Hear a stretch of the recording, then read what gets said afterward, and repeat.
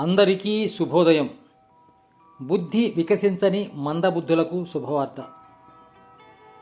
ఏదైనా తప్పుడు పని చేస్తే బుద్ధి లేదు నీకు, వాడు అన్నాడే అనుకో, నీ తెలివి ఏమైంది అంటాము.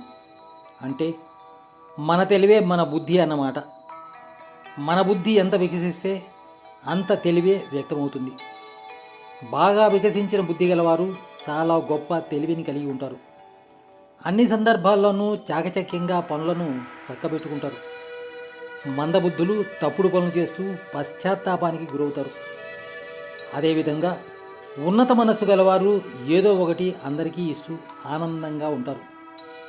కుంచిత మనస్సు గలవారు స్వార్థ, ఈర్ష్య, పగ, ప్రతీకార భావాన్ని కలిగి ఉండి భయాందోళనలు, అసహనం, అశాంతి, అసంతృప్తితో బాధపడుతూ ఉంటారు.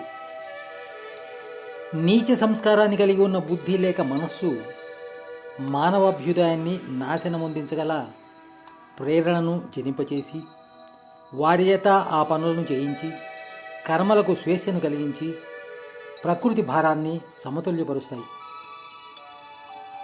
ఏది ఏమైనా వ్యక్తిలోని కర్మల కారణాలు ఏదో ఒక జన్మలో ఎప్పుడో ఒకప్పుడు పనిగా రూపొంది స్వేచ్ఛను పొందాల్సిందే.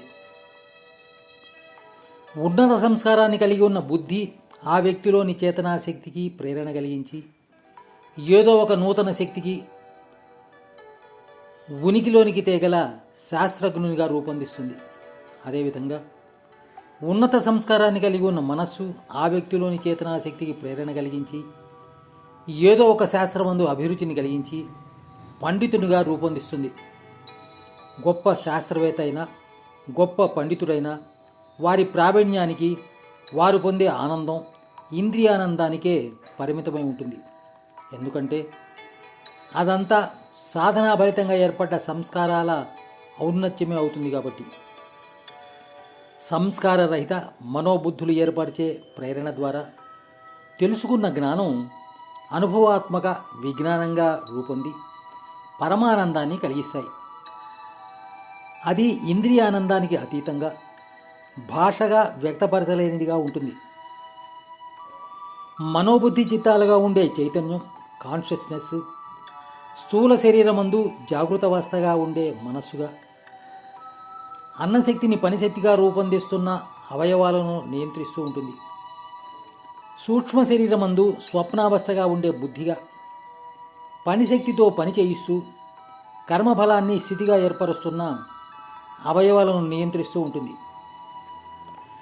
కారణ శరీరమందు సుషుప్నావస్థగా ఉండే చిత్తుగా, స్థితిలోని గుణ నిష్పత్తిని బట్టి కర్మల కారణాలను, విధిని ఏర్పరుస్తున్న అవయవాలను నియంత్రిస్తూ ఉంటుంది.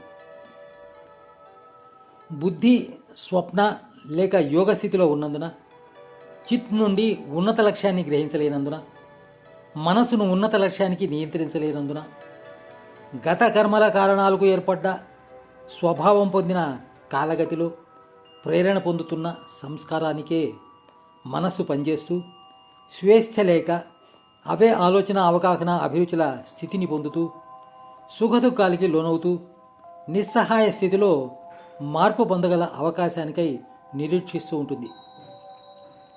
హార్ట్ఫుల్నెస్ యోగ పద్ధతి ద్వారా బుద్ధిని స్వప్నస్థితి నుండి చైతన్యపరిచిన ఫలితంగా ఉన్నత లక్ష్యం జరించి మనస్సు గత సంస్కారాల నుండి స్వేచ్ఛను పొందుతుంది.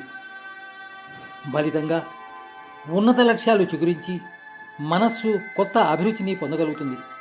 అయితే ఆ విధంగా బుద్ధిని స్వప్నస్థితి నుండి చైతన్యపరిచేందుకు మానవత్వం పూర్ణమొందిన ఫలితంగా జీవాత్మ పొందిన దివ్యాండాన్ని జాగృతపరచగల అర్హతను హార్ట్ఫుల్నెస్ కలిగి ఉన్న దివ్య లక్ష్యం కలిగిస్తుంది. దివ్యాండం దివ్య లక్ష్యానికి జాగృతమైన క్షణం నుండి దాని నుండి విడుదలయ్యే యోగశక్తి సహాయంగా 3 శరీరాల అవయవాలపై ఏర్పడ్డ సంస్కారాల దోషాలు నిర్మూలీకరించబడి స్థితికి ఉన్నత అర్హతలు లభిస్తాయి.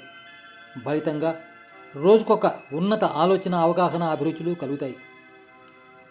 హార్ట్ఫుల్నెస్ ధ్యానం ద్వారా శూన్యం నుండి ఉత్పన్నమైన మనోబుద్ధి చిత్త చైతన్యం అన్నప్రాణాహాలను ఉపయోగించుకొని స్థితిని ఉన్నతపరుచుకుంటూ నాదబ్రహ్మ సదానందాలుగా రూపొందుతూ శూన్యంలో లయమొందుతుంది.